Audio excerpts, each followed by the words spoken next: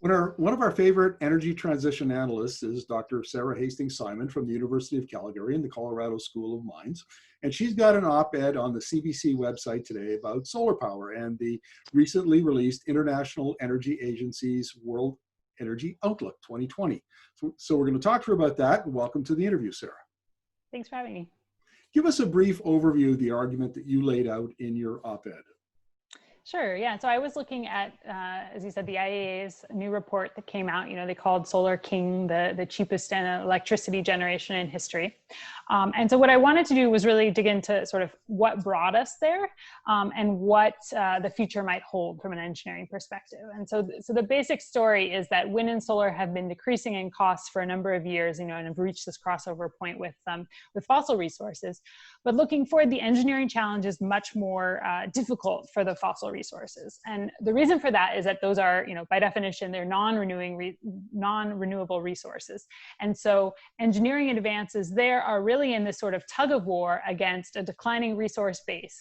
And so engineering advances in oil and gas extraction are usually going either to produce more out of that declining resource, so things like enhanced oil recovery, or to open up new resources for extraction. So the case of shale and tight oil in recent years.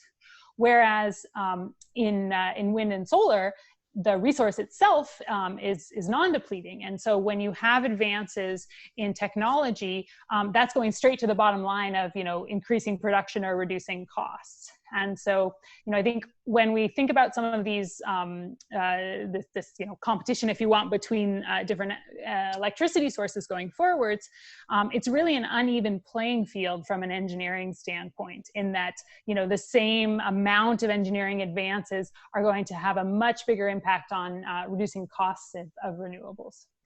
This is something I don't think is well understood in Canada, particularly in Alberta. And the analogy for me here is battery science, because I've been doing a lot of interviews lately with battery scientists, and there have been the advances we've seen lately in terms of bringing down costs and rising energy density are all due to engineering.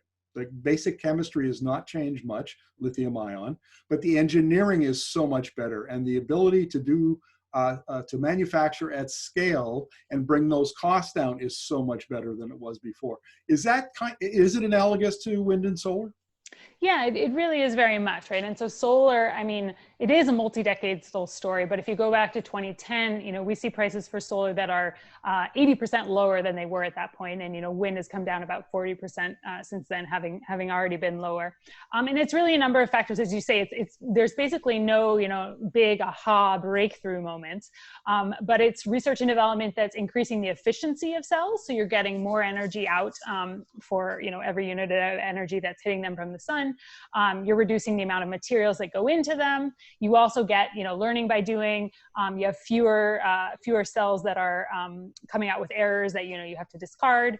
And then simply you have the economy of scale, as well as factory size increases. And so all of those are really coming together to drive solar and wind and batteries down this sort of continued cost progression. Now, you mentioned something that I think is very interesting, and I forget the term you used to describe it, but the example is taking an older wind farm in southern Alberta that was built in like 1997 and redoing it with modern technology, with modern wind turbines. So you get lower cost, you get more energy out of it, it's more efficient. Yeah, that's right. And so people often in the wind industry, they call it repowering.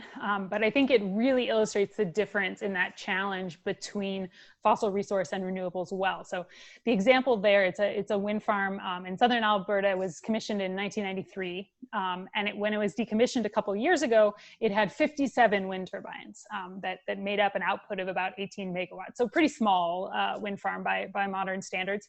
And the plan is to actually repower it, so to put up new wind turbines in their place. And the 57 wind turbines will be replaced by 5. So 5 turbines, same nameplate capacity, so about 18 megawatts, obviously much smaller footprint. And also, not only do you have fewer turbines, but they're going to have a much higher capacity factor, meaning that, they're going to be generating for more of the year. And so that's, just an example of how the fact that the wind resource itself, while the turbines reach the end of their life, the wind resource is still there.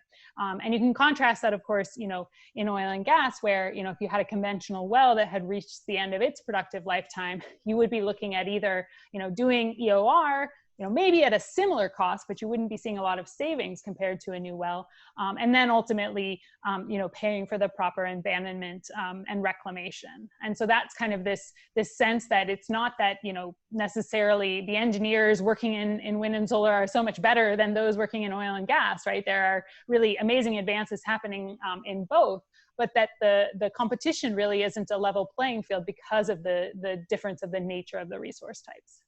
Final question, Sarah, and this I think ties a bow around why we need to discuss this, and that is, if you look at national climate policy and then you look at provincial climate policies, and you see this most strikingly in BC under the Clean BC plan, to bring down emissions and hit targets, GHG emissions targets, we're going to be electrifying large parts of the economy. So transportation, buildings, industry, we're going to be, and the estimates that I've seen in BC are that we might need the equivalent of 5 Site C dams by 2030.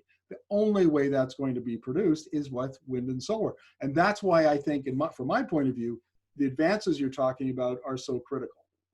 Yeah, they are. I mean, we know that we're going to need a lot more electricity, as you say, to decarbonize many of the sectors that we can electrify. And I guess I take it as a positive sign. I think sometimes people put forward, the certain number of Site Cs or sort of these numbers as, very large. But what we're seeing with the advances, in wind power as well, is that the potential to actually reach those targets is really not unachievable anymore. And again, it's just that, multiple levers that you can be pulling on, the basic physics of it, if you want, right? So for example, wind power, the amount of electricity that you generate goes with a cube of the wind speed. So, the higher up that you're able to make those towers and the faster wind speeds that you're able to access, you really can, gain quite a bit through that. And so I think that this pressure for electrification is really going to be an accelerator around the development of wind and solar. But what we're seeing is that that's happening at a time when those resources are, really ready to continue to scale at the same rate that they have to. So I think it's, we're going to see a lot of big things happening in that area going forwards. Sarah, thank you very much for this. You've reinforced a theme in my writing, which is that the 2020s are going to be a huge decade of disruption. This is the period, the decade where the clean energy technologies that have been on the adoption curve for maybe 20 years, they are economic, they're ready to be adopted at scale. And this is where they really begin to push some of the fossil fuels out of the market and begin to become the dominant energy source down the road. They're ready for that. So thank you very much for this. We'll look forward to our next chat. Yeah, thanks. Great. Thank you, ma'am. Yeah.